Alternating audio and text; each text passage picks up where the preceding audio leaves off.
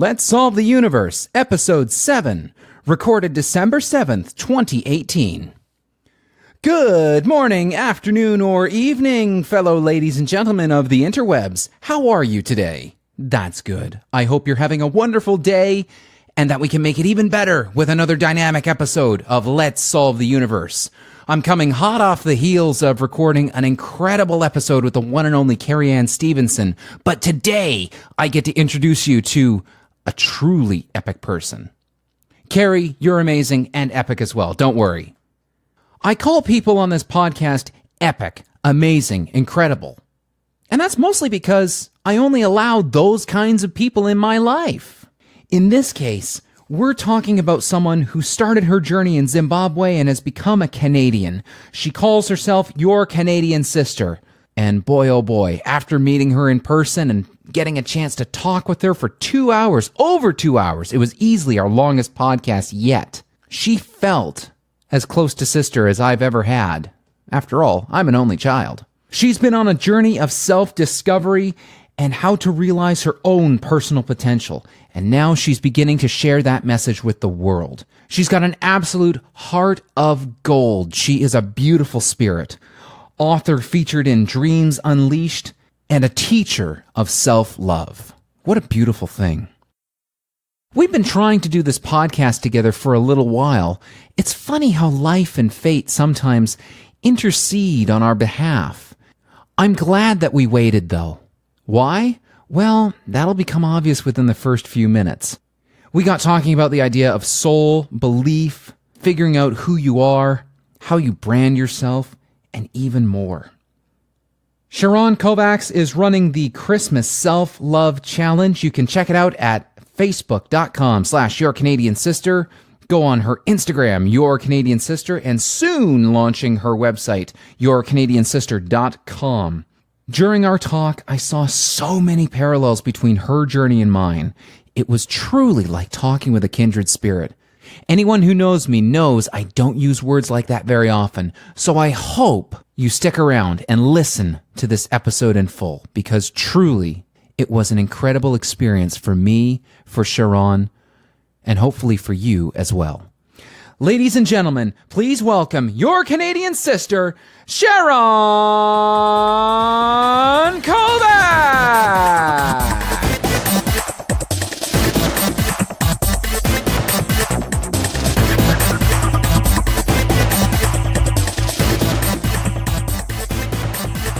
I'm not going to be nervous. We're having a conversation. Exactly. It's just a conversation with microphones. That's all it is. That's the only difference. Yeah. There's no need to worry. Thank you. There's been many people in this seat before, and you just wait till the 10-minute mark and you'll just be like, oh yes, we're totally comfortable and ready to flow into this. Yes. And see, you didn't even notice I'm already recording. Woo! See? Look Thank at that. you. It's that simple. I love it. It's that simple to get into it. And I should confirm the pronunciation of your first name. Cheron. Cheron. Or Cher, if you're Cher. You say it with a different accent to me. Cher, if that's better for you. Or easier. Okay, sure. Cher. Cher. The Canadians say Cher, right? Yeah. So that's fine. Okay, sure. I say Cher because of sure. my accent. Yeah, I love your accent. Thank you. You've got an amazing accent. Thank you. Cheron, you're here. Finally. Finally. Yes, we finally made it happen. This is actually a new experiment for me because usually we record these podcasts in the evening. Oh. So now I'm recording it first thing in the morning. I've personally had way too much caffeine, so this should be pretty interesting. Me too. And you were on the road frickin' early, man. Yes, 5:30 this morning. 5:30 a.m. all the way from Toronto. That's crazy. So thank you for coming down, first off. You're welcome. And you said something real interesting before we got started that, and I had written it down here. Yes, here it is. We've been trying to schedule doing a podcast together for a couple times now. I think at least 6 times. Yeah, we've had to reschedule like 6 times. Yes. It's been a bit of a crazy adventure. For those of you playing the home game, this is not my full-time gig doing a podcast. This is just a passion project because I'm not doing enough with my life. But I love doing it. there's a part of me that's going, okay, this is going to become a full-time gig at some point, or at least it's going to become a full-time gig for somebody. But anyway, you had made this awesome comment before we started, which was every time, in fact, it was, the note I've got down is didn't fully know who I was. So can you explain that one a little bit? Yes, before the previous 6 times, we tried to set up a time and a date, or we had set up times and then had to reschedule for this podcast. I didn't know, my soul didn't know who I was. Or my ego or my body hadn't accepted that I am a teacher of self-love. Before I got to this point, in those 6 times we were trying to schedule a podcast, I was thinking I would tell people I'm a speaker, I'm an author, and just for my ego's purpose threw in I'm a life coach. But I didn't feel comfortable with that saying. And I believe that was because it was coming from my ego. Once I realized that I am a teacher of self-love, I feel my soul just lighting up on fire. And I know this is where I am meant to be.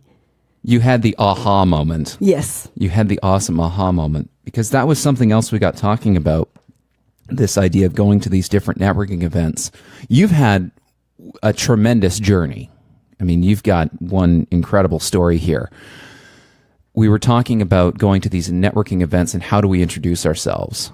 And then I was dealing with that last night at there was the LEDC's Christmas party at the convention center, London Convention Center. So usually you introduce yourself, you would stand up and say, hello, my name is Cheron Kovacs. I am the founder of Your Canadian Sister. I am a speaker and author. And towards the end, I was throwing in life coach because it seemed to be what everybody else was doing, and I wanted to feel recognized. What I realize now is that all those times I was saying that, I wasn't connecting with anyone in the audience, and I didn't understand why. Yep. It was only the moment I came to that aha moment that I am a teacher of self-love, I realized that my soul wasn't alive when I was telling people I'm a speaker, I'm an author, and a life coach. Yes, I do. I love speaking, public speaking. I love writing. That is one of my passions. But I was coming from an ego perspective and not from what speaks to my soul. Right. You were also, I feel like you didn't have we go through this, I find. We give this engineer's description of what we do. Yes. And it's like, you're the Canadian Sister, you're a speaker, you're an author. It's like, okay, yeah, that's how you get your message across. And I feel like sometimes we talk more about how we get our message across rather than what is our message. And what you said just now, that you're a teacher of self-love, it's like, that's you. Yes. That's who you are. It's like whether you write, whether you speak, whether you podcast, whether you do whatever. It's like those are mediums to get that message across. Yes. Or whether you coach or whatever you do. So I think, how did you come to that realization? Where did the teacher of self-love come from? From the beginning of my journey, my soul knew that I was going to be a teacher of self-love. But I had a lot of blocks and baggage, I guess, from my whole life, generational baggage that I had to deal with. I call that the refining process. And through the trial that I faced, I was able to learn this. And started off knowing, like I said, my soul knew that I'm the teacher of self-love, but because I didn't have the belief in myself, I didn't have the confidence in myself, I wouldn't accept it. I also felt that the late Louise Hay was the queen of self-love. There's other people, Robert Holden, who teach self-love. Who was I to think that I could be a part of this greatness? Who am I? Yes, who am I to even think that? Yeah. You get that imposter syndrome going on big time, Yes, don't you? yes. So why don't we back up a little bit? I want to know more about your story. You had sent me your bio, and there's some comments you'd made about it. But I think one really critical part here is that you're in Canada now. Yes. And are you a Canadian citizen? Yes, I am. You're a Canadian citizen. Awesome. But I was born and raised in Zimbabwe, Africa. Yes. Yes. You were born and raised in Zimbabwe, Africa. So how did you get from Zimbabwe to Canada? Like, what's that journey look like? Following a man. That's the truth. I did come with somebody.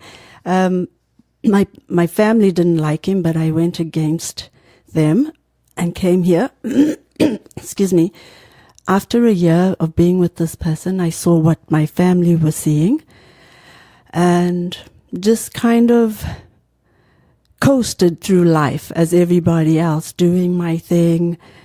According to one of my sisters, I complained a lot when she would say this to me often and I wouldn't pay attention. But there was one particular time, I have no idea what I was complaining about, and she said, "You complain a lot." And I said, "No, I do not." And she said, "Yes, you do." Subconsciously, I became aware of this, but at that time, I had no idea about consciousness and subconscious, ego, soul. It was part of my journey, but that was, I guess, one of the beginning points for me. Interesting. When did you come to Canada? Like, what year was that about? In October 2001. So 17 years I've been here. I love this country. That's awesome. And I am grateful to this great nation for all the privileges I enjoy here. Oh, I got to say, after doing a bunch of traveling, I am grateful that I'm a Canadian. Yes. I'm very, very grateful that I'm a Canadian. It's a beauty. I love traveling to the States. I love those folks down in the United States, but I just like Canada a little bit more. Oh, yes. I am grateful that this is where the Lord or the universe chose to put me. It's a beautiful, beautiful place. It is. So. That idea of cognitive dissonance, though, of somebody says, you're complaining a lot. No, I'm not. And where have you ever studied anything about hypnosis or hypnotherapy? No, I have not. I don't know what my belief on it is now, because the person I am now is learning to broaden my mind and accept other people's beliefs for what they are, and what's the word? Be okay with it. That's your belief and that's okay. This is my belief. Be respectful of it and be okay with it. In the past, I didn't believe in hypnosis. I just thought it was a bunch of garbage, to be honest with you. And I wouldn't even be open to studying it or exploring what it entails. Right. So this is interesting that you bring it up, because it's maybe something I may have to look into. It might be something you might want to look into. Recently, I started studying hypnosis and hypnotherapy. And my background, as we talked about, was I used to be an atheist. Mm-hmm. And then I realized that it was really arrogant to say that for sure that there is no higher power, there is no God, there is no... It's like, that's a discussion for another... maybe later on. Mm-hmm. And I've generally been more of the scientist skeptic kind. So when I looked at hypnotherapy and hypnosis the first couple times, I went, this is going to be complete garbage. I'm right there with you. I'm like, there's no way. And then I had an opportunity recently to take a hypnotherapy course. And my first reaction was, this is going to be complete garbage. You're going to learn nothing. So I said, let's do it. Let's go in, feet first and just dive right into this and see what. It's fascinating to see. There are people that use it for, let's say, I don't want to say nefarious purposes, but there's a lot of mysticism and a lot of the fluff around it that, yes, doesn't make sense. But there are some core ideas that are not completely out to lunch. Mm-hmm. And when I reconcile them with the psychology books that I've read, there's been a few moments where I've went, oh, these guys might be onto something. They're saying what the psychology books are saying in a different applied way. Interesting. So when you talk about the instant reaction to, I complain a lot, no, I don't, mm-hmm. that the psychology books would say that's your cognitive dissonance kicking in, saying you've got two ideas that are simultaneously true that contradict each other. Okay.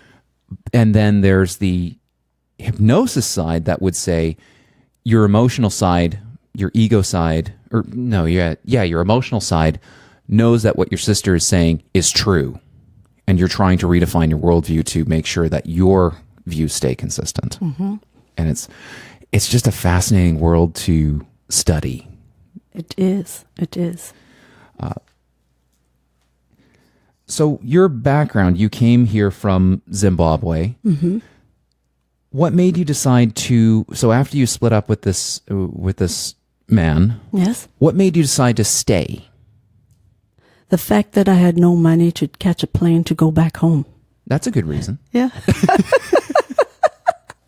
And I used to cry every day, like, God, just give me the money for a plane ticket for Kaylee and I to go back home and be with my family. I'd never been this far away from home in my life, let alone from my family. When I traveled quite a bit in Africa, but I always went with my sister and her husband. Everywhere we traveled together.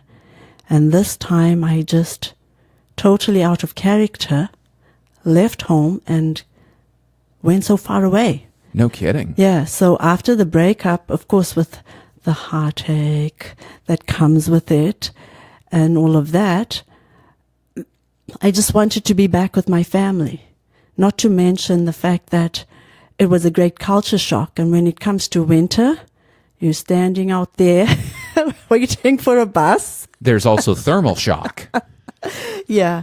And the worst was, in the summertime, I didn't mind it at all. It was just the winter time when I had to stand at that bus stop, and when it's one of those very cold days and that wind chill is just going right through all those layers, then I would, Lord, just give me just enough money for a plane ticket. And obviously the Lord had a different plan for my life. Where were you living at that time? I was living with my Canadian family. They're from Zimbabwe and they've been here almost, I think it's over 30 years. So they took Kaylee and I in. Right. And we lived with them in Mississauga. They were living in a new subdivision. And I don't know if you've lived in a new subdivision, but initially they never used to plow the sidewalk. Yeah. I remember that. Yeah, they plow the street and all that snow goes on the sidewalk and there's nowhere for you to walk. So that was a frustration. And if I had to, sometimes I would take the bus home, and as you know, in winter it gets dark, see myself trudging in that snow, sinking to my knees. And it's like, God, I have had enough. Give me that money for the plane ticket now. Now. That's why I got a pair of snowshoes. Well, I had no idea about snowshoes at that time. Aww. Everybody kept telling me, in order to love winter, you need to find a winter sport like go skiing. And I said, no, I could not handle an African winter, Now you expect me to spend time outside in a Canadian winter skiing. Are you out of your mind? So compare and contrast an African winter with a Canadian winter. Oh, there's no comparison. No comparison at all. Okay. So like what did the temperatures get like? I think, to be honest with you, I never paid attention to how cold it gets. I think it gets to -1 at the most. It's a different kind of cold. Okay. Because it's more damp. The homes are made of brick, and they don't have central heating. Okay, So it is cold, but a different kind of cold. yeah, that damp, humid cold. Yes, Which is almost harder to deal with. I think so. And then when you don't, because here in Canada, everything is perfectly climate controlled and insulated. Yes. And then my girlfriend was talking about that. She went down to Ecuador a little while ago. Yeah, beautiful, apparently just absolutely beautiful trip. Some amazing photos. And one of her comments was everything, because they don't have winter, there's a lot of their homes are just built with exposure to the outdoors. And it's completely different from here, where everything's just perfect, everything's at right angles and beautifully insulated. Mm-hmm. And we can just control our climate so that it's perfect. Yes, yes.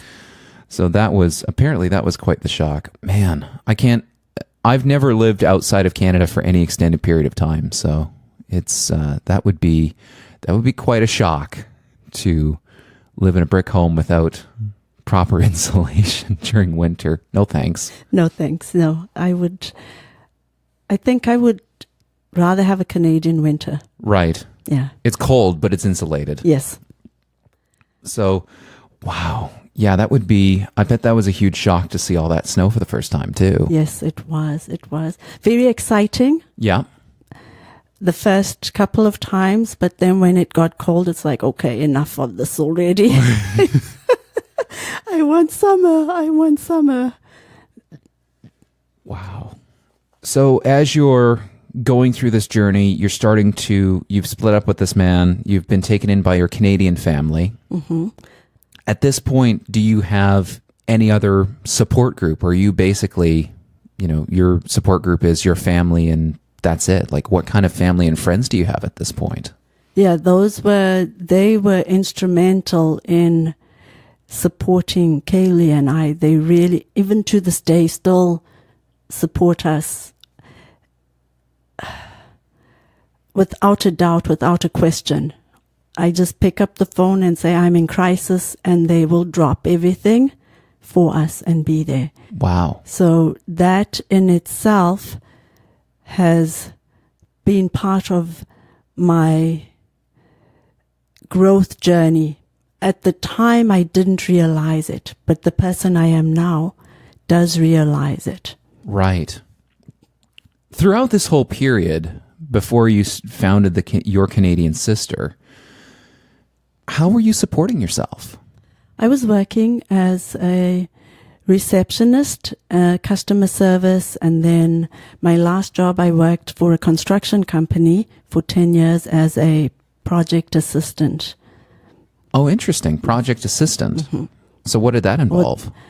Mostly sending the drawings for approval. We were the general contractor, so I would ensure if we got a new project, I would give all the sub-trades the drawings they needed, chase them up for drawings that they needed to submit for approval to the architect or the mechanical and electrical engineers, and doing the closeout documents, making sure at the end of the job people were submitting all their warranties and submitting those to the architect. So just more like a support role. Right. With the startup, making sure everything's running smoothly in between, with mostly the paperwork and then closing out of the job.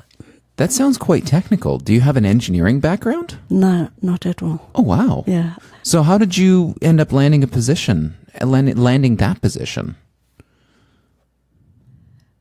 It was just supposed to be a temporary position that ended up being a 10-year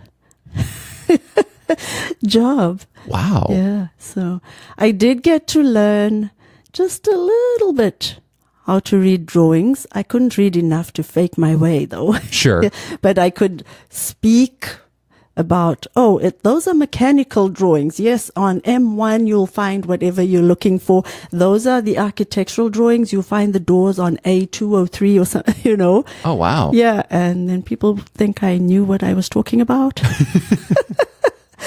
But not really. You obviously did well enough to do 10 years there, though. Yes. So you do 10 years of project assistant. Mm-hmm.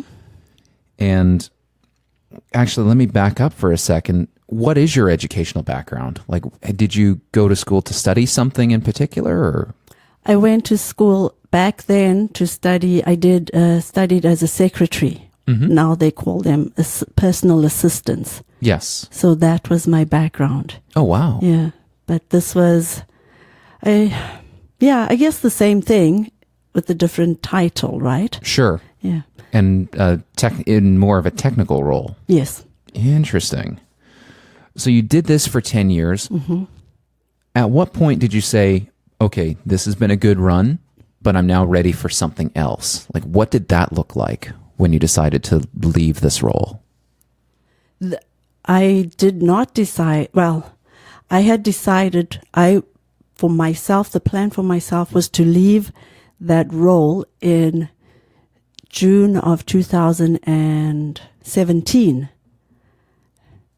But the universe had a different plan, and I was actually released from that position June of 2016. A year early. Yes. By this time, I had started my journey. So, can I start? My trial started. Absolutely. Go for it. This is where, for me, I believe the defining point of my life came. In 2012, I'd met in 2007 or 2005. Anyway, I'd met the man I'm now currently married to through a friend. My friend is married to his friend, and we would sometime interact, meet at get-togethers and stuff. We secretly liked each other, but he would always be, if he wasn't, he'd be dating someone and I'm single.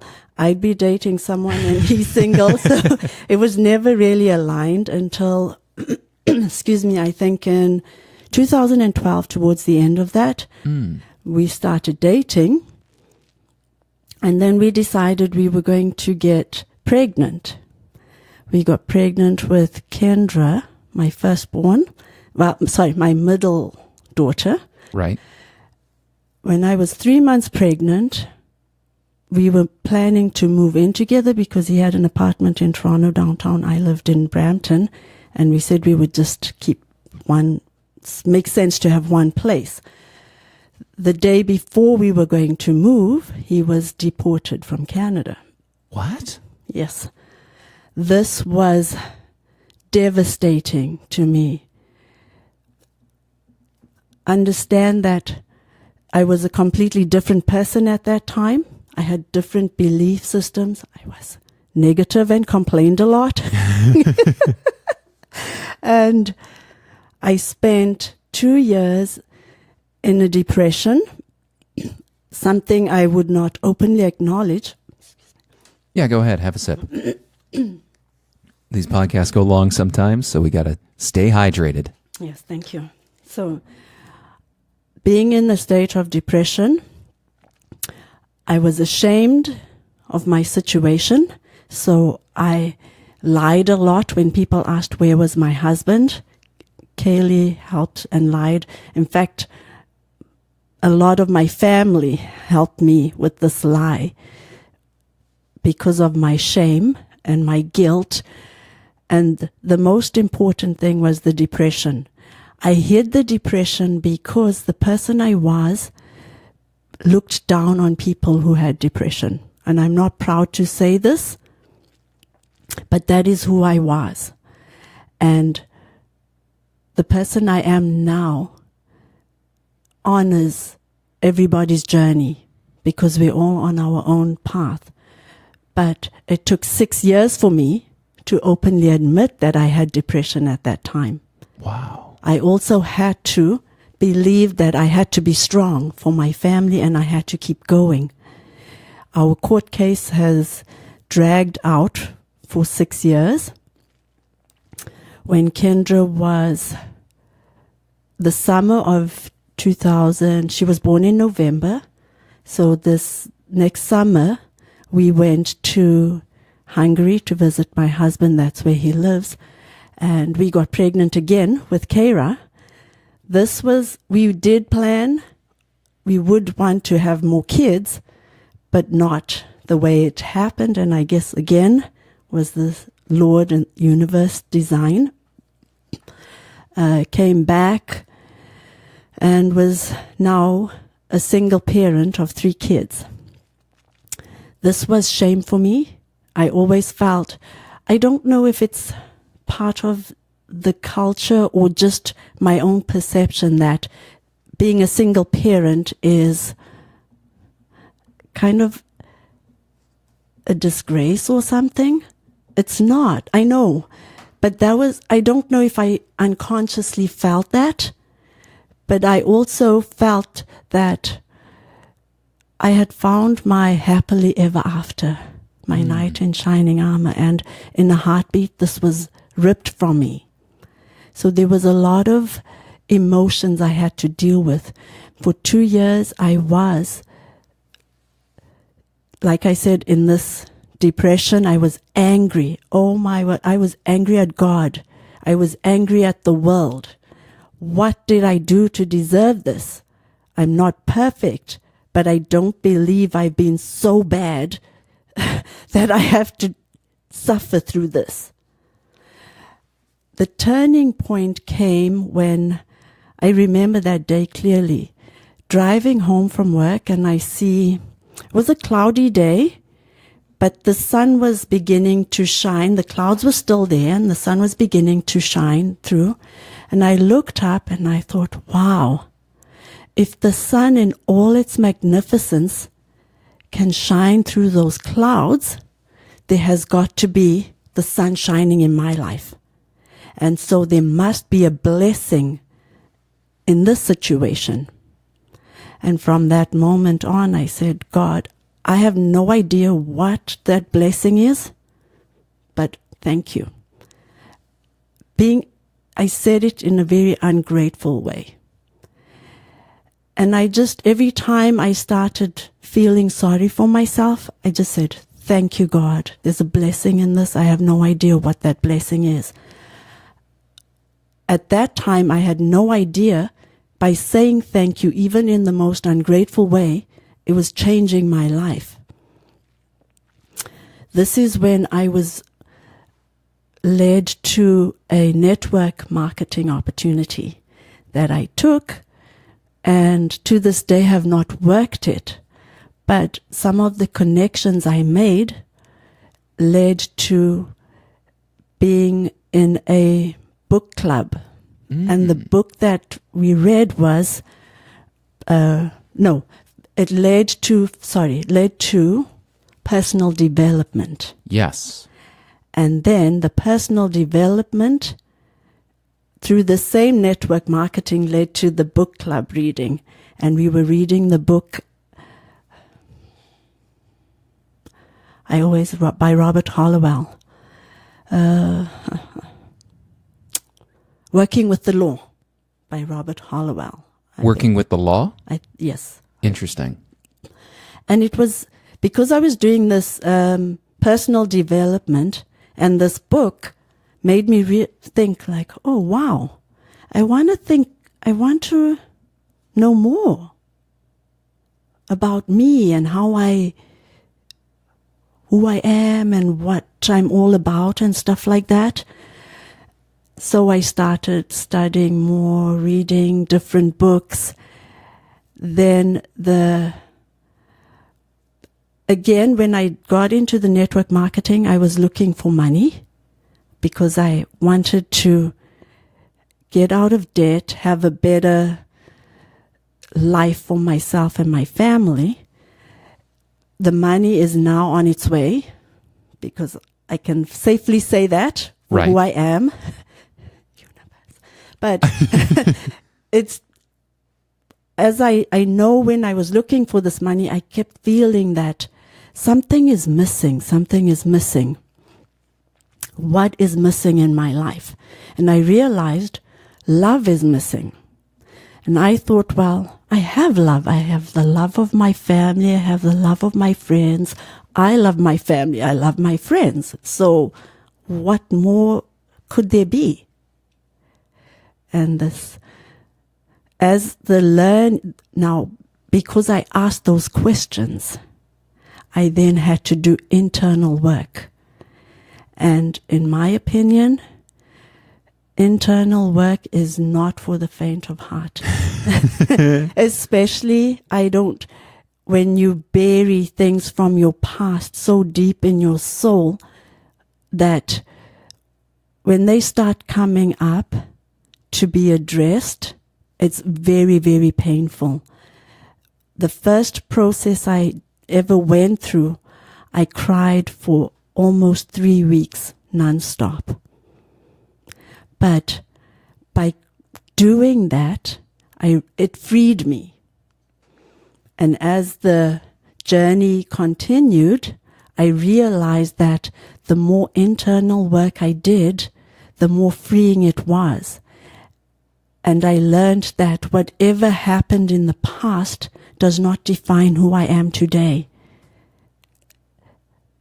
I was who I was at that moment, and I was doing the best that I could for who I was and for what I did in that time.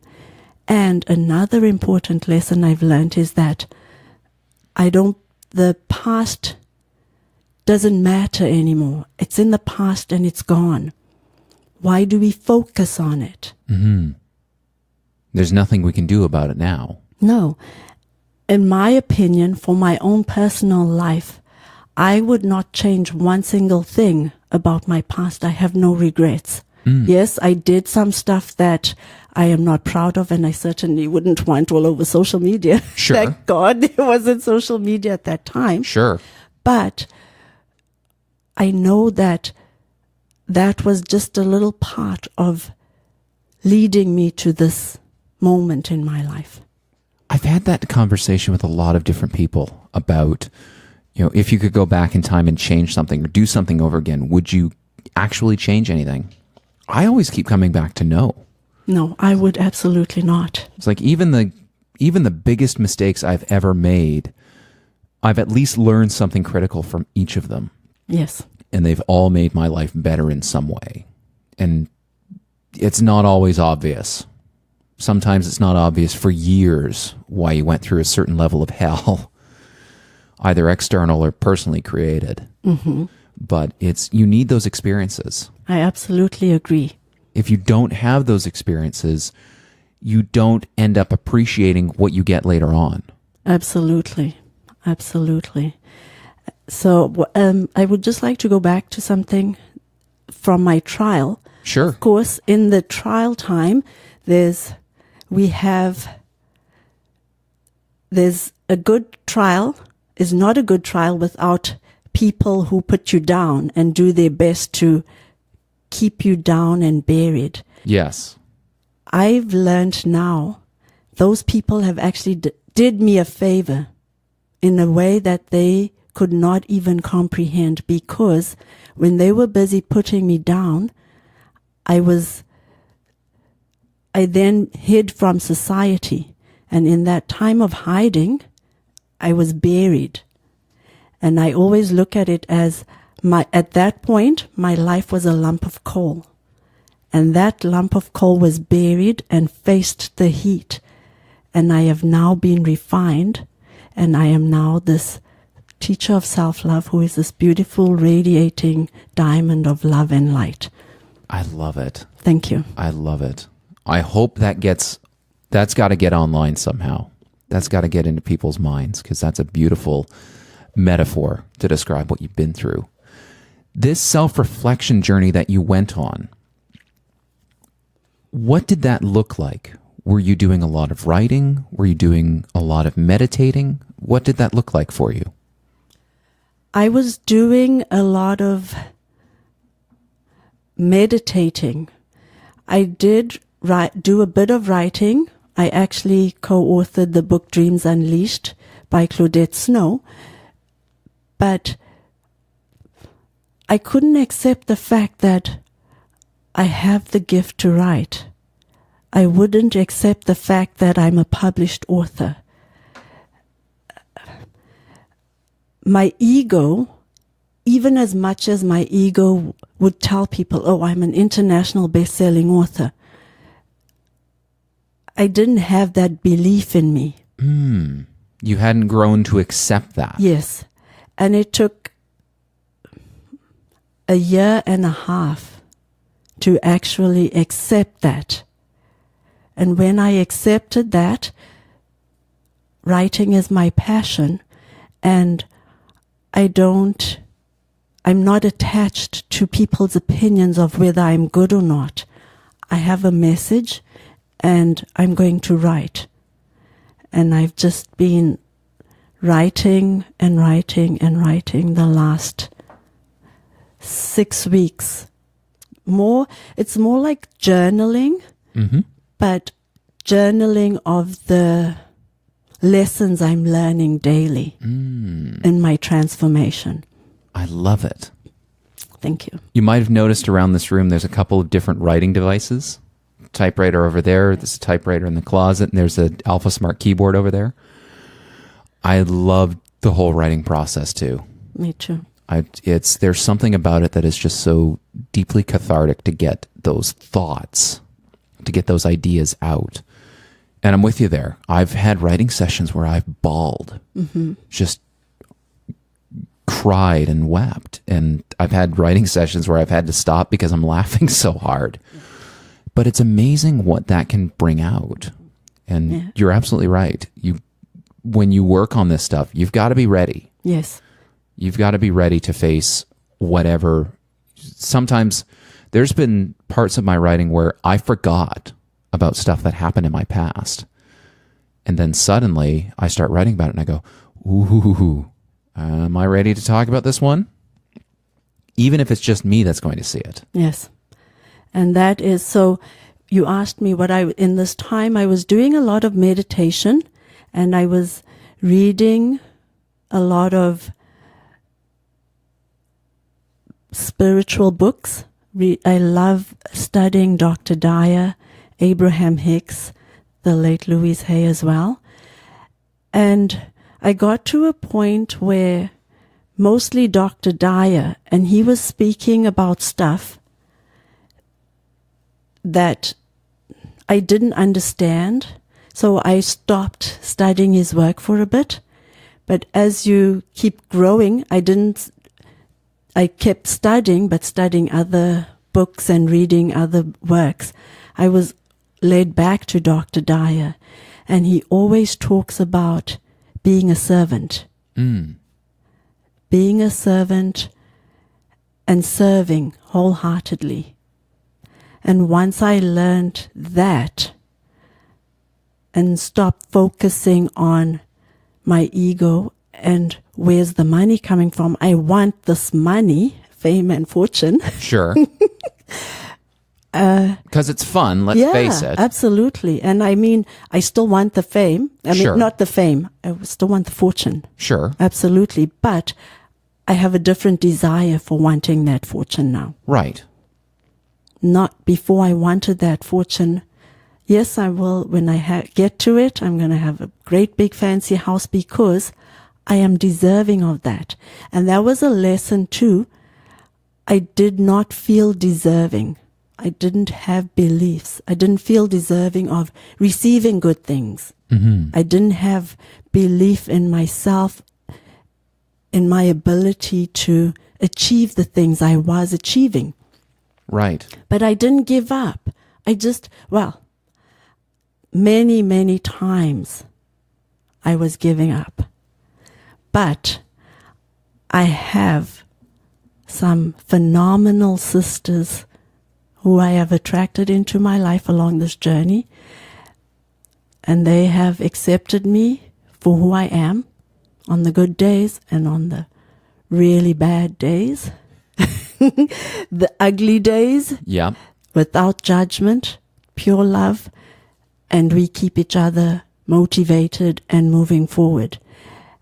And if it wasn't for them, for sure I would have given up, because many days, many nights, many moments I said, I can't do this, especially when you do the internal work, facing your past, facing those stuff that came up that I had buried from when I was 6 years old.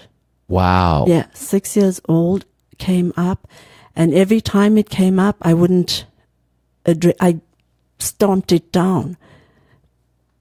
But when you learn that it's not going to go away until you address it, and when I did, I was, oh my word, why did I keep pushing it down? So there's just been some really great lessons, wonderful support system, and this is where your Canadian sister comes from. That's where your Canadian sister was born, eh? Yes. Well, Through it started with my very first Canadian sister, the Canadian family who took us in, and she was my sister. She still is my sister, loved me and honored me for who I was. She's too seen me through the good, the bad, and the ugly, and never shunned me. And now I have more women like that in my life. And that is what I want to be to somebody else. A sister to you, and love you without judgment through the good, the bad, and the ugly. That's beautiful. Thank you. And I know there's a lot of people who need that. Yes. And not just women either. Yeah, absolutely. You know, there are men that, I mean, in North America, we've got this macho male stereotype where, you know, men just have to sort of sit back and suck it up or be tough or get through something. It's like, oh, we can do it. But, you know, sometimes, I'm sorry, men have emotions too. Yeah. And they need somebody that's there not just during the good times, but during those awful dark periods. I love that you bring that up, because a memory comes to mind, and it may not sound politically correct, but when we were younger, when something would happen, my sister and I would be, toughen up, be a man, toughen up. I don't know what that means, you know, and it was just something we said. Right. And yeah, and I always want to say it to my daughters. In fact, I think I used to say it to Kaylee when she was younger, and she used to be offended. Of course, she grew up in the Canadian society. So saying that to her just doesn't make sense. It's not politically correct. Right. But where I come from, we were just telling you, like, suck it up and deal with whatever it is you're facing. Yeah. Well, but there was a period in time in Canada, like, you know, I'm 30 years old, so I was a child in the 90s. And I remember that at that time, that stereotype of just suck it up and be a man, that was normal. Like this idea of, you know, men and women both, you know, we've come I think we forget sometimes how far we've come in the last 30 years. Mm-hmm. Like the Canada of today is a completely different place than the Canada of 25 years ago. Like when I think about a lot of gender stereotypes back in the 90s, you could look at all of that and go, what the hell were you people thinking back then? Yes. And that's not that long ago. Yeah. That's a period where we kind of think we were enlightened. It's like we didn't have gay marriage was illegal in Canada in the early 90s. Like that's how kind of backwards we were. Mm-hmm. So I get what you mean by that whole, you know, being offended by, you know, just be a man. And I think it was doubly tough back then when you were somebody who wasn't a tough guy, I guess. Mm-hmm. Oh, yes. Because I look at my own journey and go, back then, being the nerdy, overweight kid with cerebral palsy, that wasn't on the menu, being the tough guy. Yes. So just being told to suck it up or be a man. Now, thankfully, I had awesome parents that never said that. I have nothing but gratitude towards my parents. They are just the most awesome people. But I didn't really have the option to be a tough guy, physically anyway. Well, violence always scared me. So I was more of like a coward, I guess. But I was blessed by the fact that my younger sister and a few of my other girlfriends always stood up for me. Now, that coming to this, another beautiful part of this journey is learning to find my voice and stand up for myself. Yes. This is something I never did in the past, and I was too afraid to do it. And when I did, I always came from a place of anger and aggression, verbally. Yes. I can use some pretty beautiful language. But I have noticed the difference now is that I have a voice and I can use it in a loving manner to state my piece. And I love that. I really love that. That's an interesting moment when you discover that your words have power. Yes. But not coming from sharing the message, but just when I disagree with something that you might say, I can say, well, I don't agree with that. Before you would say something and I would just be quiet and internally be angry that I can't share my opinion with you. Right. Or the fact that I disagree with your opinion, but respect it. Sure. And this is my opinion. I would just be angry and think that bad things or, negative thoughts about you and be angry with myself that I can't speak my truth. Sure. Or lack that confidence to speak your truth. Yes. Yeah. That's something I struggled with a lot. Yes. Was actually having the confidence to speak up and say, no, I'm going to put my opinion out there. And that leads to learning too. Another important lesson was learning to be true to myself. Being true to myself and being willing to stand alone if I make a decision that nobody else agrees with. Because I know that from the person who I am now, if I don't make a decision lightly, I'm learning to go with trusting the guidance of my soul and intuition, God, universe. And when I make a decision and nobody else sees where that decision is coming from, and you face questions and are you sure? But if I know and it feels in alignment, I can stand up and say yes. Before I would say, oh, well, somebody Elias has a doubt, so maybe I am a little bit crazy in thinking that I should do this. But my soul has said, no, this is what you're supposed to be doing. Oh, dude, welcome to the first 29 years of my life. Thank you. Right there is what you just summarized, years and decades of internal talk and self-doubt. Yes. Because it's tough. When you make that decision, it's like, you got to be ready to stand alone. Yeah. Especially, there's been many times where I've thought, I'm going to make a change in my path. And everybody around me is like, dude, are you nuts? Yes. Like making the change, one of the biggest changes I ever made was deciding to stop being a subcontractor for this big consulting firm. And I was making good money there. Why would you do that? Why would you do that? Why would you take a risk to go with some dopey little startup in the middle of, the middle of friggin' nowhere in Northern Ontario and go work with them for something that's not guaranteed and they have cash flow problems? And it's like, because I need to take control of my life. And sometimes it's not obvious to other people the changes you have to make in your life. And you have to be ready to stand alone and say, no, this is my decision. Yes. And one thing I know, it's not easy because a lot of us look for acceptance and approval. Yes.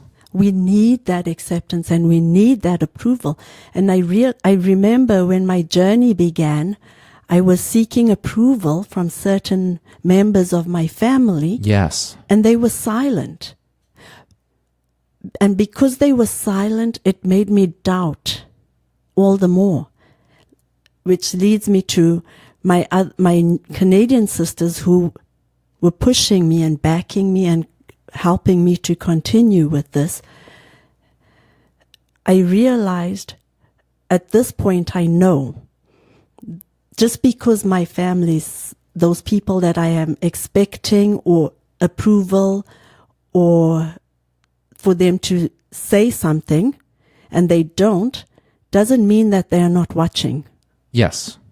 And quietly, I know a lot of them are proud of me and what I'm doing, and I'm grateful for that, but it's not what sustains me. Sure. And they may not understand your process.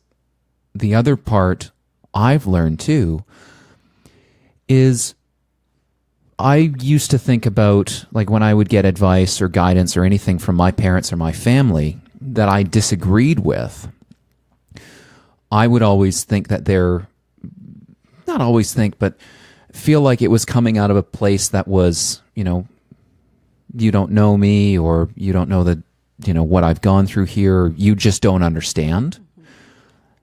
They're trying to navigate the world with the knowledge and experience that they've gathered. And the world that my parents come from is a very different world than the one that we're living in right now. Mm-hmm. The path that worked for them doesn't really exist anymore. Absolutely. And but most importantly, they're coming at it from a place of love. Yes. Like the words they use might have a certain impact, but at the end of the day, they are coming at it from a place of love, and their message is basically just make sure you think it through. Make sure this is the right path for you. It's a tricky thing to navigate.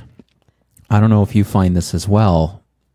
Anything that my family or that my parents say, I've always said that, even if I completely disagree with it, because it's your family, it's just on a slightly higher plane of importance. Mm-hmm. It overrides a lot of different switches. Yes, and you don't want to disappoint them. Yeah. Yes. Oh, God. You don't want to disappoint them. You don't want to disappoint yourself. Yeah, that too. And then the fear factor comes in. So I want to do this. I'm a little bit scared. And now they've put their opinion on it. Now I'm totally fearful, and I don't want to disappoint them. So what should I do? What if? Then that mind game starts, right? Yeah, then the what if cycle starts up. And your brain gives you all those different reasons why it's not a good idea, doesn't it? Mm-hmm. And that's a fun one to get over. Absolutely. But it is, what's I found has been interesting is to say, trust me. Yes. Because generally I've made decisions that have led me on a good path. Mm-hmm.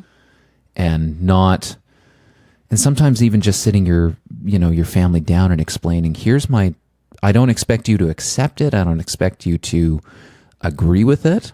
I just want to tell you my thought process behind this mm-hmm. and where I'm coming from. And sometimes that works and sometimes it doesn't. It really depends on who you're talking with. Yes, yes. But at the end of the day, it's your journey. That's exactly what I'm learning. And we all have our own individual journeys. Another aha moment for me was when you love yourself, you see others with love.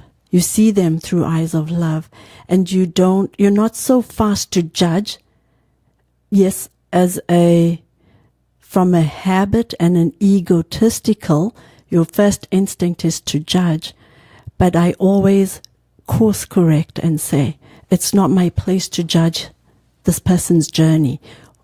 It's not my place to judge how they look externally. I have to look deeper than that.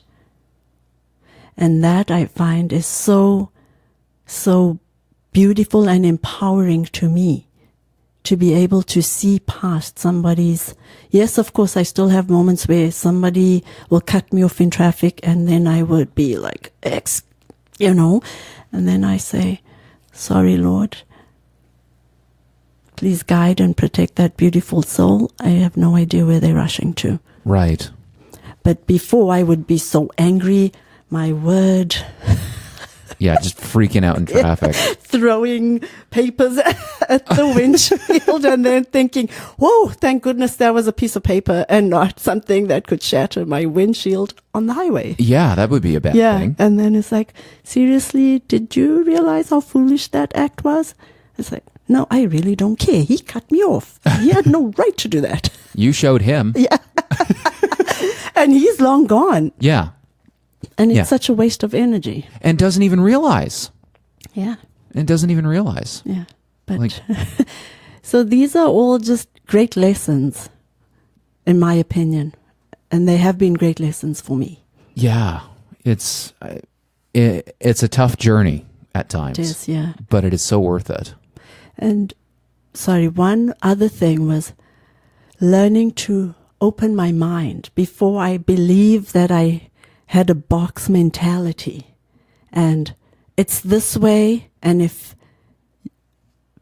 it's not part of my box, then I can't deal with it, or it's the wrong way. But now I am open to, like we spoke about hypnosis, I'm interested to learn more about it. It's not something that I, in the past, would be even, like you would say hypnosis, and I'd be like, excuse me? No, not talking about it. But now it's there. I'm interested to at least learn and see if it's for me or not. Right. Yeah, you might find that it works for you. You might find that, no, this is just a bunch of nonsense and discard it. I find these days I'm a lot more open to ideas, especially ones that violate my worldview completely. And that's, I think, one of the reasons I started the podcast is to sit down with people and go, let's explore all the ideas we possibly can. Yes. I know in the future there will be some controversial podcasts. I know I've got some people in mind that I want to interview that have completely contradictory worldviews to my own. But I want to know how they think. Yes. I want to see what drives them, what got them to that place in their life where they think that way. That's probably the biggest reason I started this podcast, was to figure out where did you come from? How did you get here? Where are you going? And what shaped and influenced all that? Because from there, we can start to learn more about each other, more about ourselves. And maybe through that process, we can make this world a better place. Absolutely. I mean, that's a fairly lofty goal to have, but what the hell? Why not? Well, I believe that change starts with you. Or for me, if I change myself, there's a poem I love. I don't know it by heart, but it says this. I assume it was on a gravestone for somebody who said, when they started, they thought they could change the world, and they tried to change the world but found that they couldn't, and eventually realized that if they just changed themselves, they would be able to impact their family and in turn change the world. So all you have to do is change yourself. that impacts your family, which it absolutely has. I see the benefits of that because I changed myself, and in turn, Kaylee, my oldest daughter, has completely grown and changed herself, and she impacts people. It's just awe-inspiring and such a great blessing to see how she's impacting lives when she's out there, and she's not even making an effort. So it's just powerful that I've made a change. She was able to make a change. And the great thing is we can sit and laugh about the past because the people we were in the past fought a lot and did some crazy arguments. Now we sit and laugh and say, like, do you remember how crazy we were? And she's, yes, Mom, remember that day I left home and I walked from Brampton to Mississauga? Oh my God. At night in a snowstorm. Holy crap. Yeah. We had an argument and I was like, get out of my house, Oh no. But that was who we were. Right. But we wouldn't do that now. And the love and support is just so, of each other, is so powerful.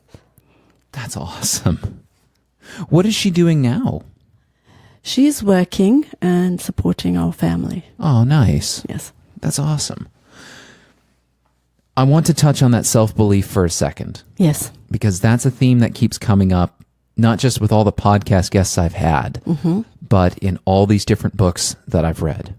That thought actually started with a sales training program I took, 2.5 years ago now. Yes. My own mentor introduced me to this guy named Tom Hopkins. He's a champion salesman. He was back in the I want to say the late 60s, early 70s, he sold 365 homes in 365 days. Wow. Yeah, Okay, I've never heard of him, so this is quite incredible. Yeah, he's an incredible salesperson. One of his central ideas, though, is this idea of self-belief, that you have to believe in yourself. And you think in a sales program, what the hell? Self-belief? We're talking about closing more sales and getting more people through the door and shipping more product. What does self-belief have to do with that? Isn't it just talk somebody's ear off and, get them to buy the product? But then you actually break down this idea of self-belief, and it goes back to your thought about you weren't ready to accept that you're an international best-selling author, that you weren't ready to accept certain things about yourself. If you don't have that, I found this with my own career, if you don't have that belief in yourself, what chance has anyone else got of believing in you? Exactly. It just brings me back to when I was going to the network marketing. People they hear what you're saying, but they feel your energy. When I was saying, yes, I'm a speaker, I wasn't believing, even saying I'm a speaker, I wasn't believing it. Because I know now that it wasn't in alignment with what I'm supposed to be doing and who I am. But once I say I'm a teacher of self-love, you feel that energy. I feel a change in myself. And when I first started telling people this, I felt the energy, but I didn't have that belief, and I was still a little bit afraid of thinking, who am I? What right do I have to think that I can teach people to love themselves and accept themselves for who they truly are? Right. And then I reflected on my journey. There have been so many lessons. One other lesson was I did not like my body. And I always body shamed myself. And I always said, well, I didn't look that I was body shaming myself. I always saw when other people body shamed me and would be angry with them, until I started growing and realizing that I have a problem with my body. Especially, I always had a problem with my body, but when I had the back-to-back pregnancies, be it the fact that I was just over 40, my hormones had changed, the fact that I ate Burger King on an almost daily basis. Maybe not the best diet plan. No, maybe not. But I put on an extreme amount of weight. And in my whole entire life, I'd never been that size. Right. So this, of course, coming from someone who has no self-confidence and no belief in yourself, just didn't help me at all.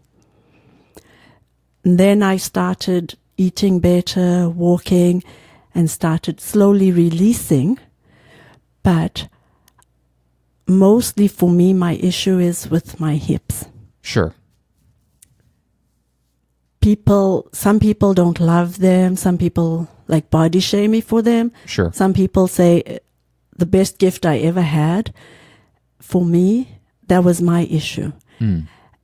So I got to a stage where I was releasing, but then I was stuck. I just could not get past a certain size to release the rest of the inches I so desired, until I started loving myself and looking for positives to having these sexy hips. Sure. And today I love them, and I love that the shape of my body, because this is my body.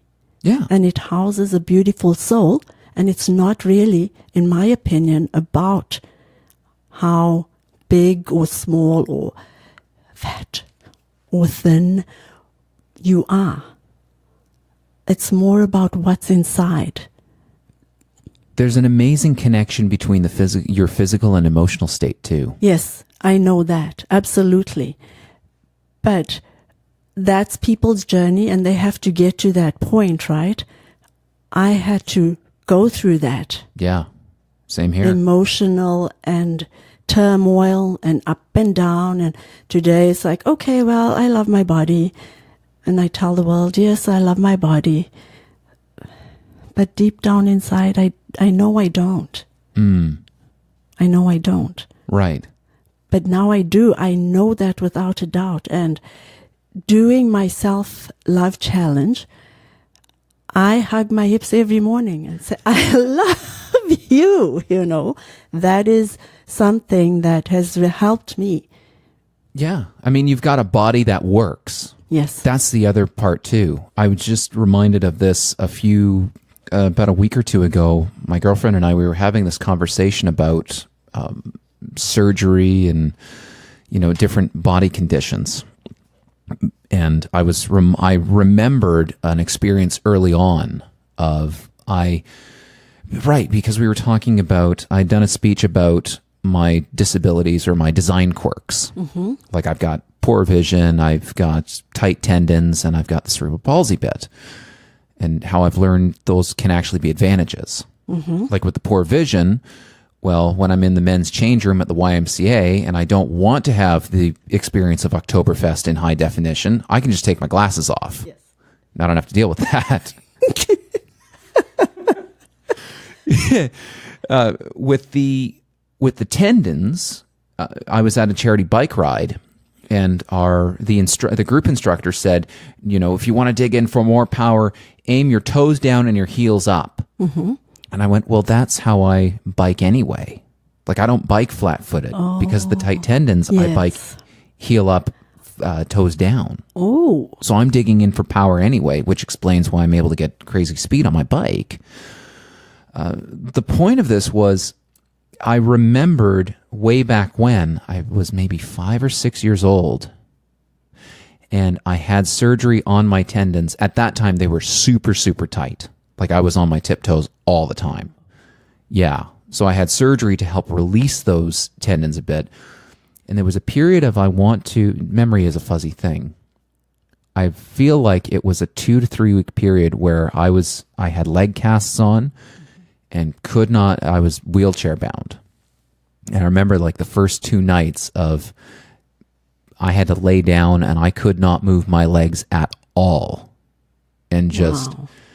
I recalled that experience, and I think about now how I just take being able to friggin' walk around. Oh my God, that's a good thing. It is, and this is something I have taken for granted my whole life. Yeah. Listening to you, I realized that, and I wasted so much time shaming my body. Well, the other thing that Wasted, but it was part of, I don't say wasted. I spent a lot of time on that, and I now know it was part of my journey. Sure. To love and appreciate it. Thank you. But it makes you appreciate it even more now. Yes, absolutely. Like I look at, I had a similar journey with the weight as well. Like after I had the tendon surgery, that's when my weight started to creep up and up and up. And, I sort of accepted the whole cerebral palsy thing, and I wouldn't be an athlete, blah, blah, blah. Mm-hmm. So I ended up being the overweight kid, which transitioned into the overweight teen, which transitioned into the overweight early adult. And there was a point where I was like, okay, I guess this is just going to be a thing. Mm-hmm. I'm not going to be a thin person. And then I ended up one night just sitting back and feeling kind of crap about everything and going, I can do better than this. Found Dance Revolution, started to exercise, lost all the weight over a period of 9 months. Weight loss is not quick, folks. No. Weight loss is not a quick fix. It never will be. But now, being like even though I've kept that weight off for 9 years, there's still that part of me that remembers like it was yesterday being overweight. And it makes that, having that experience of being overweight makes me appreciate the body that I've got even more now. Yes. And now that I've discovered exercise and fitness and actually do a lot of weightlifting and seen that, oh, hell, I can be the guy that does the pull-up. I can be the guy that I can say that, oh, I don't have any upper body strength. Or, well, let's make some. Absolutely. I love that you go to the YMCA every day. Oh, God, I love it. I love that. It's so much. I'm finding that it's a lot of fun now. Mm-hmm. But I had to be ready for it. Yes. Like it took a while to get to the point where I was going on let's say a regular basis. I don't go every single day, but I definitely go at least, I want to say 3 to 4 times a week now. And it took a while to work up to that point. Congratulations, yes. To get to the point where it not only is something that, because it's something that I was like, okay, I need to do this to maintain my body. Otherwise, it's going to fall apart. Mm-hmm. Like I do a lot of sitting. I do a lot of, I have a very sedentary, career for the most part. Standing on stage, it's, you're doing some moving around, but it's not exactly massive cardio. I had to make that conscious effort at first to go to the gym. Mm-hmm. And now it's like, if I have more than 2 days where I don't go to the gym, I feel it now. But it also helps you mentally. Yes. It really does help you mentally. It absolutely. The thing that changed for me was when I started to gain muscle and started to develop this new athletic side. When I started to respect my body, my physical body, that changed the way I thought about myself and the way I considered my own thoughts. Yes. Instead of saying, oh, that can't work. Why would that work? Well, I kind of got lucky there. It's like, no, I did this. Yes, absolutely. This physical body that did good, that produced the action houses a good mind. Absolutely. I wish, I swear, if somebody could turn that, and if that was able to be condensed, I think Joe Rogan has said this before, but it's like if somebody could take that feeling that you get, the feeling that you and I have experienced of having that positive body image, and condense it down into some sort of a pill form, it would be a blockbuster. Absolutely. I agree with you. I want to go back to the writing for a minute. Yes. Because writing is such a fun, positive experience. Even in the moments where you're just going, oh my God, I'm learning so much about myself and it's kind of scary. But I found people say we have all these blocks, right? Yep. And I believe that I have done the work, the internal work, the refining, but still something is blocking. What is blocking? What is blocking? And when you be careful what you question for, right? Because then these things come up. And I realized I had a lot of money blocks. And I didn't even know about those money blocks. Right. And I will tell you, I'll share the one from writing. This came out, writing, and as I'm writing, I see, oh my word, the relationship I had with Kaylee's father.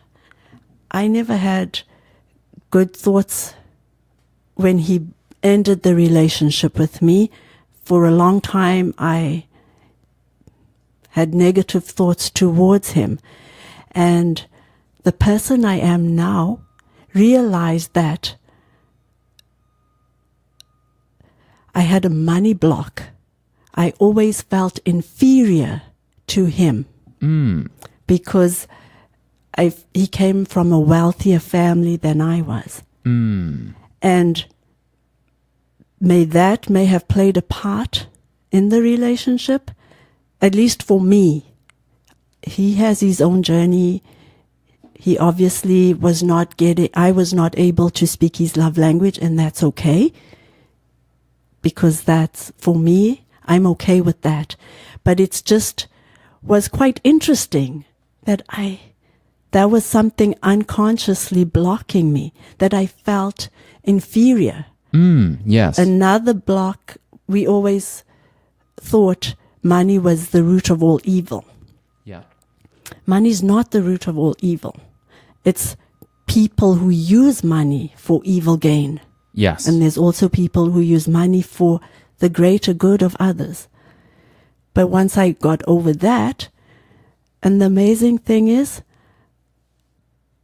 I don't feel inferior anymore towards people with money.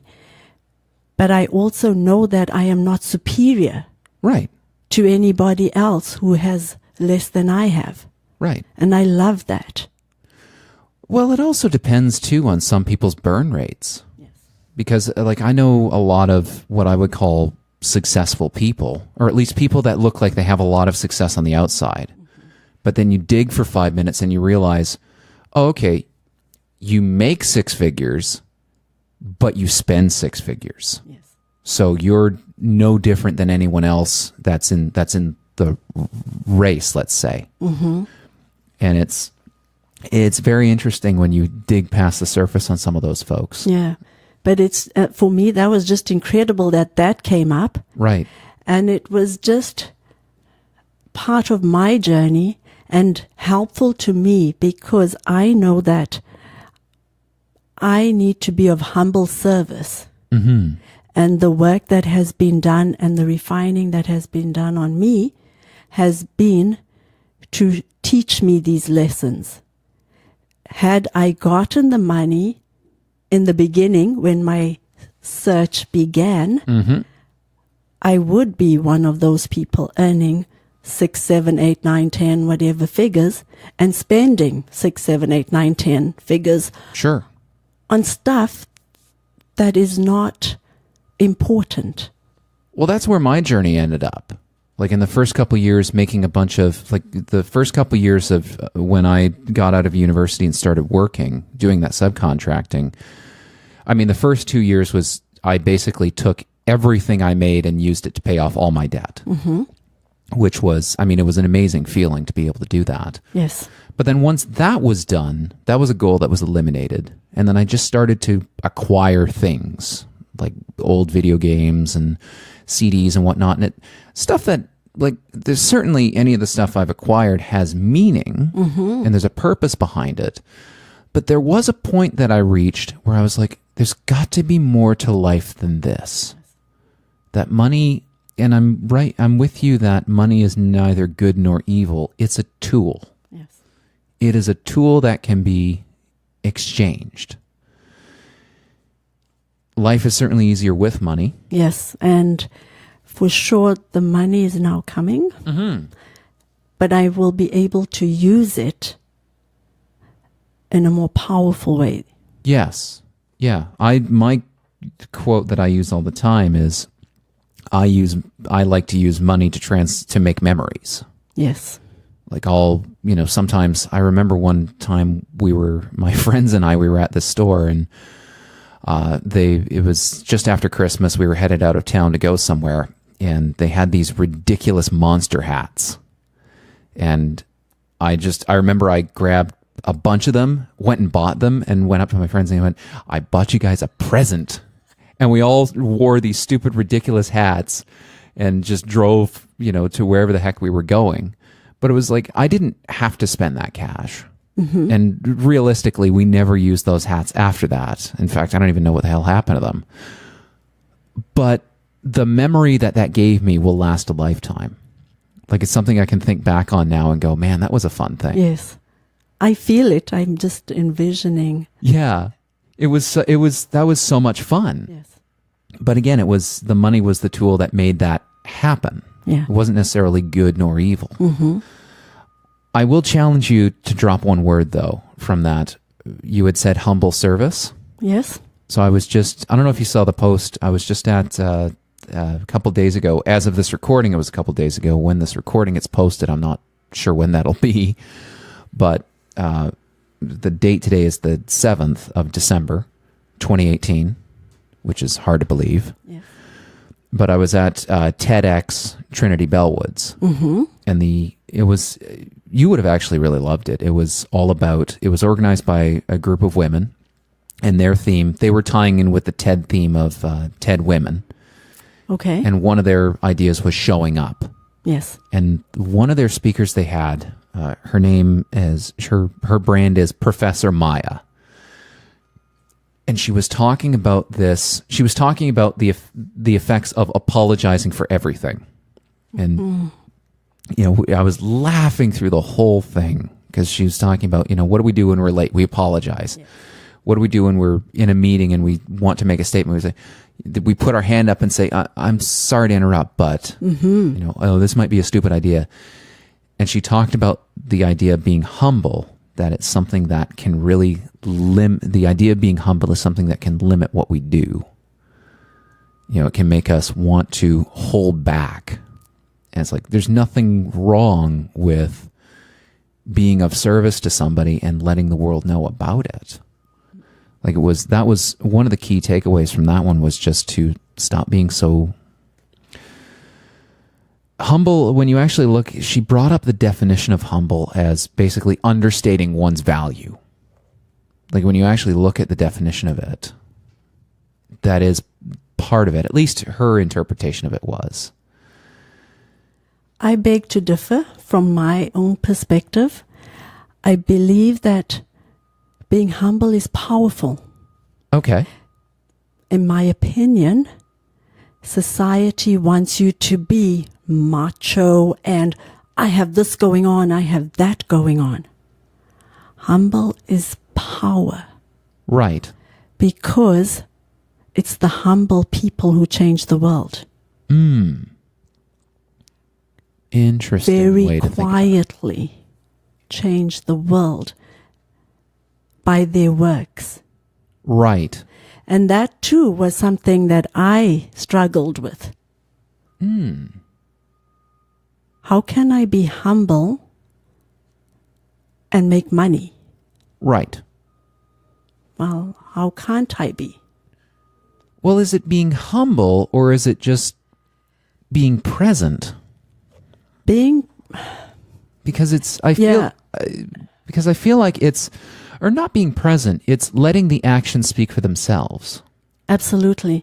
And I believe too, it is, are you coming from an ego point of view, or are you coming from a soul point of view? Yes. My opinion about myself is that I'm coming from a soul point of view. So humble means power to me. Right.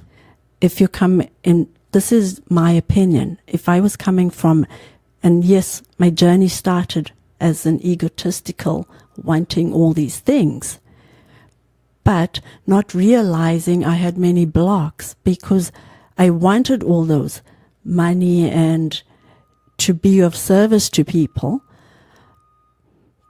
but I didn't believe I deserved to do all those things. Right. Right. I didn't deserve, I didn't believe I deserved to have money. Right. Because I felt inferior to people who had money. Now I've released that feeling with love and know that I am deserving of whatever money I have. And I have a different, before when I wanted money, from my ego point of view, I just wanted it for selfish gains. Right. Now I would like that money, yes, a little bit selfish, because I feel that, yes, I deserve, I work hard for what I am doing and believing in, and I deserve to have the financial gain that comes with that work. Right. And I lost my train of thought. Well, we were talking about this idea of humble versus letting the actions speak for themselves. Absolutely. And then it all boils down, in my opinion anyway, to, are you coming from an ego or from a soul? Right. Yes. It's sort of, and that reflects back on what we talked about before we started recording about the idea of some professional speakers or professional coaches that, that's all they've got. That's all they've got going on, is that their ego is on display for everybody to see. And but then you get the people that are really changing the world, and their coaching or their speaking is almost an afterthought. Yeah. It's almost like, oh, and I do this too. Yeah. I share the results with the world instead of, I'm a professional speaker that's, changing the world, but not really. Yeah, exactly it for me now. Yeah. Now my focus is, I am a teacher of self-love. Yes, I am a speaker and an author, but my focus is teaching self-love. But your speaking and your coaching is how you convey that message. There's a difference. I feel like that anyway. Yes, there is, and I will get to that point, and I'm not disregarding that, because I'm speaking right now. Sure. About being a teacher of self-love. So it all ties in. Yeah. And that was a struggle for me in the beginning. When I first, one of the struggles was, how do I fit in with the Louise Hay and Robert Holden's and whoever else is doing self-love of the world? And I don't have to fit in. I have to bring Cheron to the world. Yes. And that's how I gain my tribe. Right. I'm not trying, I don't need to fill anybody else's shoes but my own. Yes. The next thing is, I lost the train of thought again, going on too much. That's okay. Yeah. So it's just about, at the end of the day, believing in yourself and going through all these motions. Yes. And refining. And it takes time and it takes work. And it's not easy. It really, really isn't easy.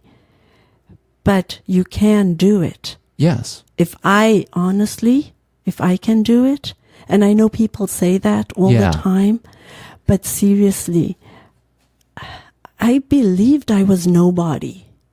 I didn't even know what on earth I was here for. Right. And guess what? All those other people that you mentioned, they started out at zero as well. Yeah.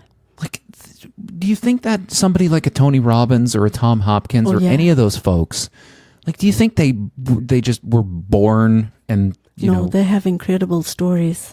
It's like they've gone on one hell of a journey to get to where they are. Yeah. Part of it is they showed up. Absolutely. Part of it is they did have the audacity to say, I can do this. Yes. And they just went out and did it. I think that's a block that a lot of people go through is they're like, well, who am I? It's just what you said. Who am I? Mm-hmm. Who am I to, put my writing out there? Who am I to share my thoughts? And the thing is, don't compare yourself. Oh, yeah. Do not compare yourself to anybody. Yes. Because you are uniquely you. And you uniquely have your own powerful message to share with the world. You have your own beautiful light. Yes. To portray on this world. And that's a lot of our problems. I spoke about it. I was comparing myself to Louise Hay, Robert Holden. Yes, Tony Robbins. I even tried to be. I was thinking, when I do something, how do I bring that energy? But that's not me. Right. That energy is Tony. For me, I just want to be calm and quiet, maybe bored. In my opinion, at first I thought I was just boring. But when I see how many people that quiet, boring is resonating with. Yeah. Yeah. I said, wow, this is me. But guess what? What somebody might see as quiet and boring, somebody like myself looks at and goes, absolutely enthralling. Yeah. There's been so many times where we've been sitting here and I've thought to myself, oh my God, there's another person that thinks this way too. It's a wonderful thing. Mm-hmm. It's an absolutely wonderful thing. Yeah, will your message resonate with everybody? No, I don't expect this podcast or anything I say to resonate with absolutely everybody. And that's okay. And I've given up on that endeavor. Yeah. I've given up on the idea that everybody's going to like me. But if I can reach, if this touches 1,000 people and it does something good to change even 100 of those people's lives, then you know what the hell, even one. Mm-hmm. Then we've done a good thing. Absolutely. Then we've done a good thing. But at least we've been ourselves in that process. Yes. Man, self-belief is just a recurring theme in this podcast. Yeah. I'm going to have to I'm going to splice together a thing of just the greatest self-belief moments. Yes. Of Let's Solve the Universe. It really is important because I didn't have confidence. I didn't have belief in my abilities to do anything or accomplish anything. Now I have confidence, but it's not arrogant confidence. Yes. Yes. I have that belief. And it's just, I believe in me and I see the value of me and what I have to bring to this world. Yeah. And I'm not attached, like you said, to needing to be somebody else. Yes. I am me. I love and approve of who I am, and I accept me for being uniquely me and what I have to bring to this world, and who I'm meant to touch, I will touch and not influence, but my message will resonate with those who need my message. Sure. In their life right now. Touching back on comparison for a second, the trick there is it's whenever we compare ourselves to somebody else, it's never apples to apples, is it? No. Because you can see not just the tip of the iceberg. You've seen the picture of iceberg where it's, it's the stuff that you see above the water and then all the nonsense below. For you personally, you get to see all the stuff. You get to see the whole iceberg. Yes. For, if you're comparing yourself to a Tony Robbins or anyone else, comparing yourself to anyone else, you see the tip of the iceberg. Yes. You see what they are now. You don't know what internal demons they're dealing with. And that's a whole lot. Yeah. A whole lot that's buried. Yeah. that you don't see, it's not on personal, it's not on public display. Yes. There's been a lot of those people that I've met that on the surface look like it's all together. They've got everything going for them. And then you get to know them a little bit and it's like, oh, you just have that as your brand. Mm-hmm. You don't actually have it all together and you've got the same fears, uncertainties, and doubts that I do. Yes. That's refreshing. It is refreshing. I always say I'm a work in progress. Sure. I am a continuous work in progress. And I will continue, or the Lord, the universe will continue to refine me as my journey continues. Yeah. And I am not perfect. Yes, I scream and shout and I use profanities. But I'm working on those. Sure. Because those I realize now is not in alignment. And it doesn't feel good anymore. Right. Because it's no longer in alignment with self-love. Yes, I believe that they still come up, in my opinion, because it's habit. Yes. Before it was, I think, just me or the way of life and whatever, but now it's not in alignment with who I am and who I'm endeavoring to be. Right. But because it's an ingrained habit, it will show up every once in a while. Sure. But the beauty is now that I'm more aware and I can catch myself and course correct it. Before I would just be, yeah. Well, you're dropping those habits that don't serve you anymore. Yes. That's what's really happening. Absolutely. One thing I want to jump back to is the idea of if I can do it, so can you. And I know there's going to be a bunch of people that hear that quote and go, oh God, here they go again. Yeah, cliche, right? It's so damn cliche. But once you experience one of those moments, one of those transformative moments, you suddenly realize why people use it. Yes. Because let's face it, we're, like we talked about earlier, people are not necessarily people aren't born knowing the answers to everything or born a guru or born anything. They work up to that point.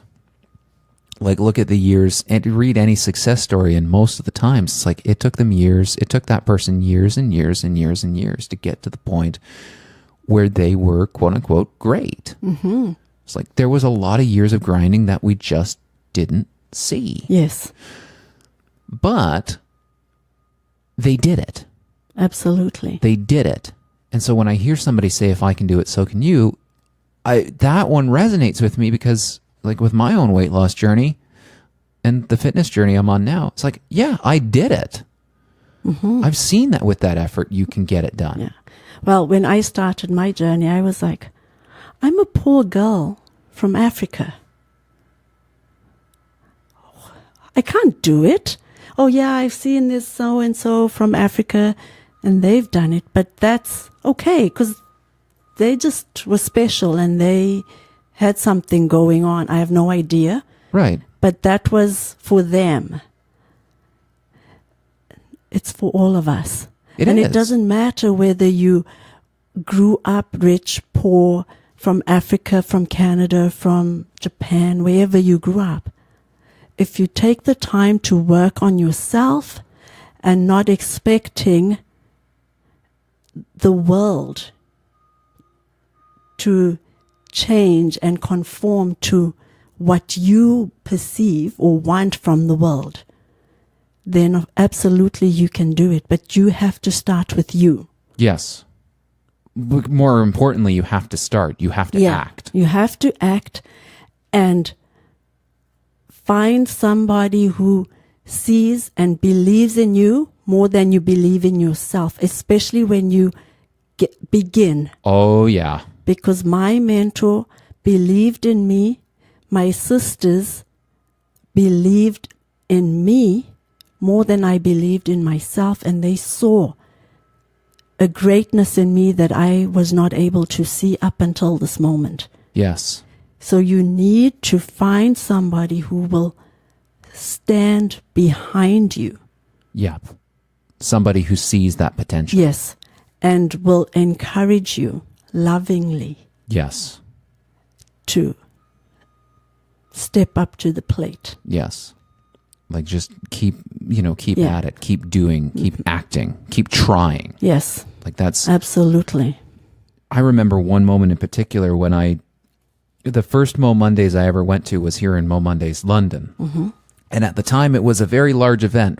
There was about 500 people that would come out to each one. Like, it was a big show. And it felt quite intimidating, actually, because I'd go to it and I'm just like, who the hell am I? Yes. Like, I'm just showing up. There's all these big name sponsors and it's this glitzy event and media personalities and all sorts of different public personalities, like some really powerhouse speakers on that stage.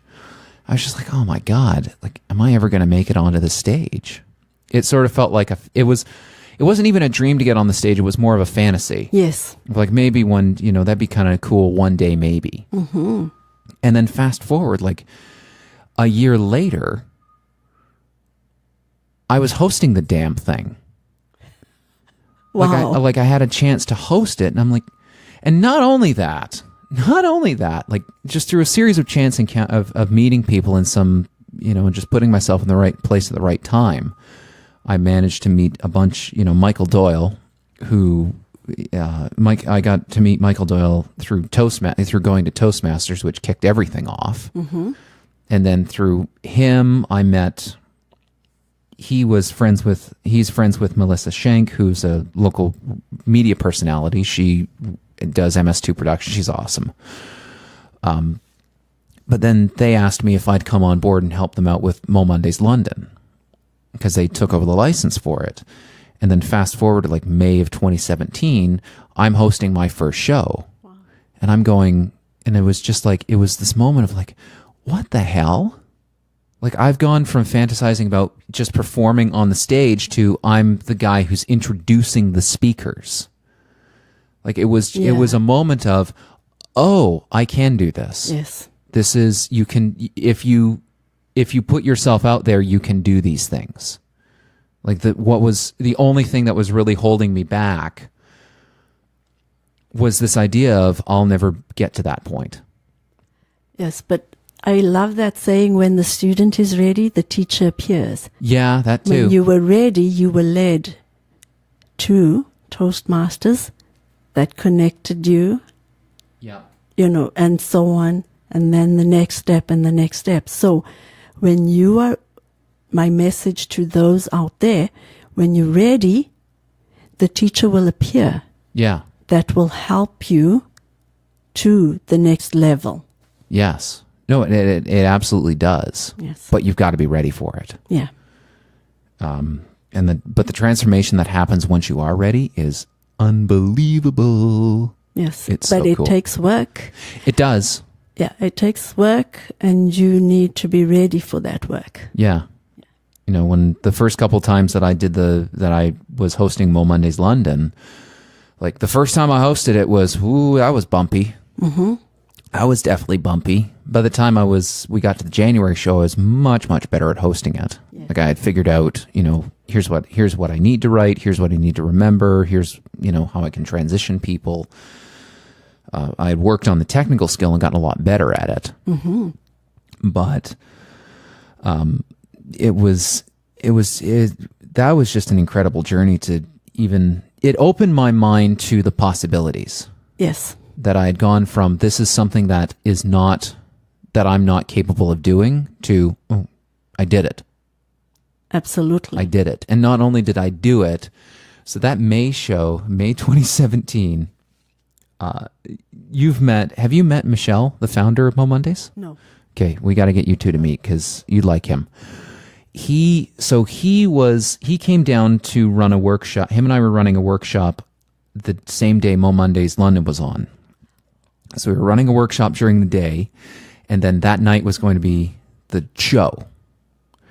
And the next day he was flying out to a gig in Winnipeg, and I said to him, well, why don't you stay the night at my apartment, and you can fly out from London Airport. I'll give you a ride to the airport in the morning. Mm-hmm. after the show was all said and done, we came back to my apartment. He goes, crashes on my couch. And I have this moment where I'm, just about to head to bed, and Michelle is completely out, just asleep on the couch. I'm standing there, my cat's standing beside me, looking up at me, and I'm thinking to myself, if you would have said to me a year ago today that you would not only have hosted Mo Mondays London, but you would have the founder of Mo Mondays sleeping on your couch, I wouldn't have believed you. Absolutely. I know that feeling. And then it's like there he is on my, he's sleeping on my, I could go and pet him. Yes. I could go and pet his head for luck. But it was such a surreal moment. I was like, holy Christ, if this is possible, what else am I missing? Yeah. And I love that you say in the beginning, everything was a wish, because that's a realization for me too. I wished for certain things, and I never believed that I was deserving or able to achieve those things. I didn't even think to ask, like, how did so-and-so get to that point? I just thought, well, if you're making it, you're somehow special. That was the kind of mentality I had, Yeah. And that was it. I believed you were special, and for me, I just had to wish and be in this kind of daydream. Yeah. And sit there and just daydream and coast through life. But like you said, once it's time for you and you show up to do that work that needs to be done in order for you to start believing and achieving, the wish kind falls away. Yeah. And now it's like, oh my goodness, I did that. Yeah. Wow. I never in my wildest dreams thought that I could do it. And now here I am. Suddenly your comfort zone is shifted out a lot. Yes. Your zone of possibilities is shifted out a lot. Absolutely. That's the best moment in the world. Absolutely, it is. When you're just like, oh, I can do this. Yeah. And the fun part is once you start doing that, it really opens up your mind to, okay, I was able to do that. What else can we do? Mm-hmm. And it's like what I talked about in my Mo Monday speech, is this idea of going, I can't, I'm not, I won't, to how can I? Mm-hmm. It's like, okay, well, let's do these incremental little steps and work on this to eventually get to a point where I'm doing something big and cool. Yeah. A big part of it, though, is just showing up and doing. Yes. And now I just have this desire in my heart, in my soul, to help others get to this point. Yes. Because it is possible for each and every one of us out there. We just are too busy focused, in my opinion, on the negative.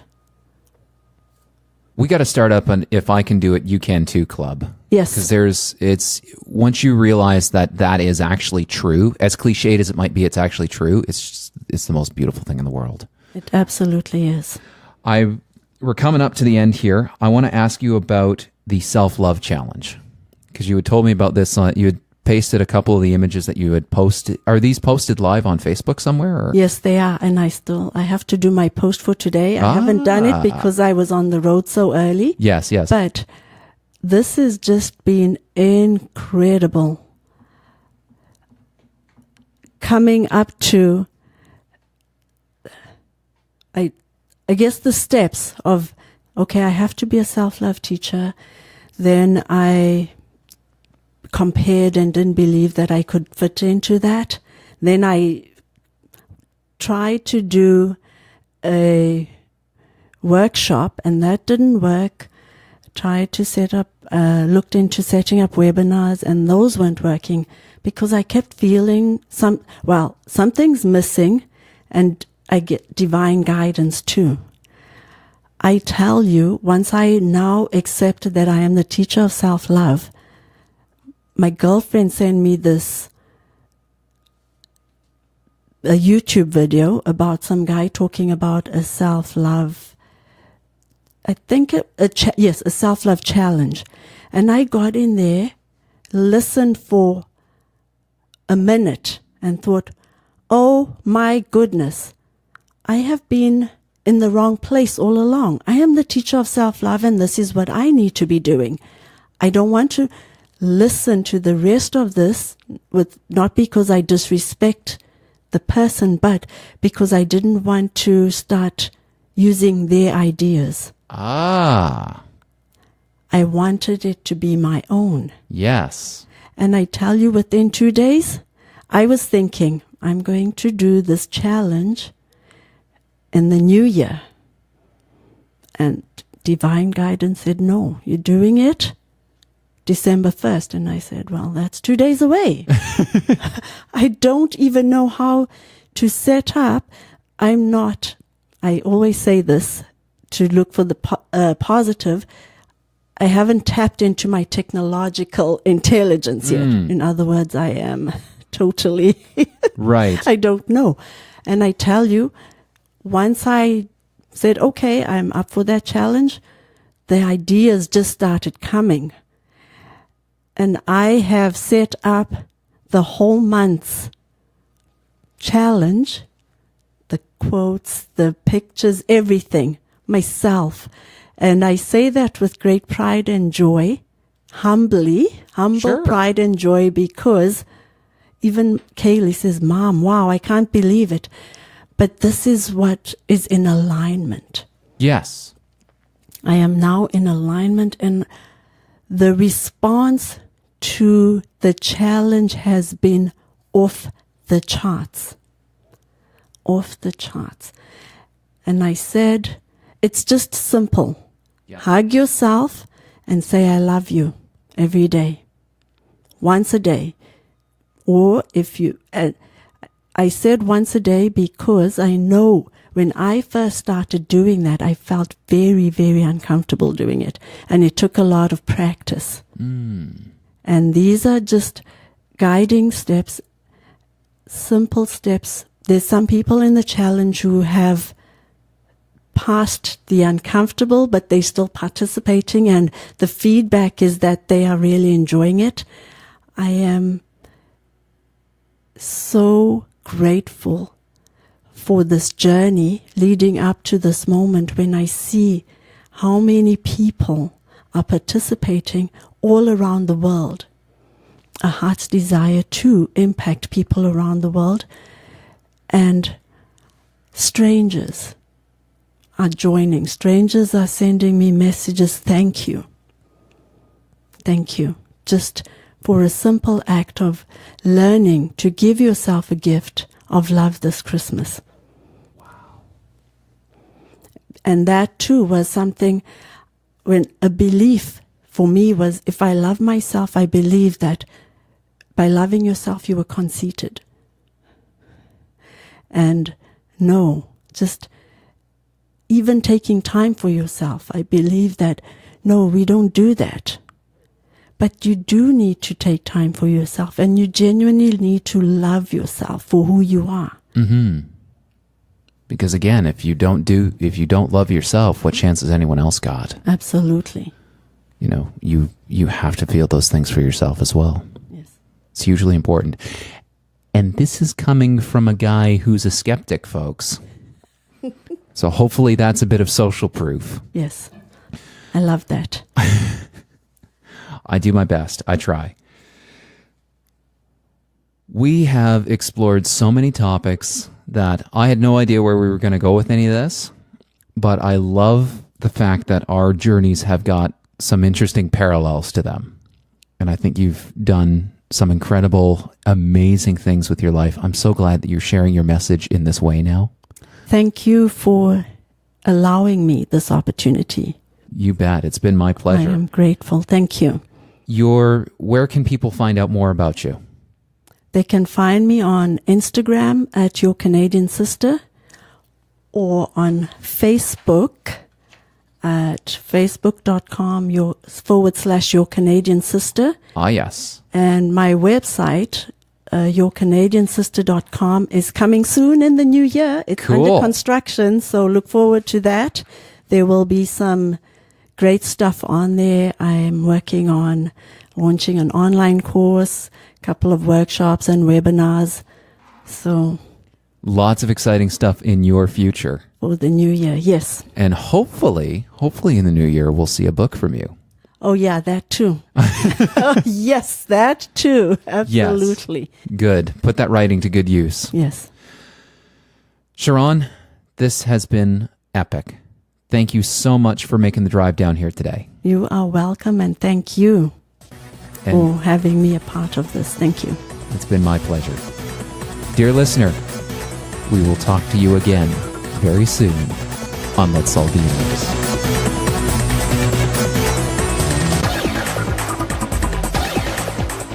Thank you for listening to Let's Solve the Universe. This podcast can be heard every Saturday at lstupodcast.com. For more information about Let's Solve the Universe, head over to our Facebook page, Let's Solve the Universe Podcast, or check out the Let's Solve the Universe website because you know you want to. Complete show notes and information about all our guests can be found there. And I thank you, dear listener, for sharing your time with us. And we'll talk to you next Saturday.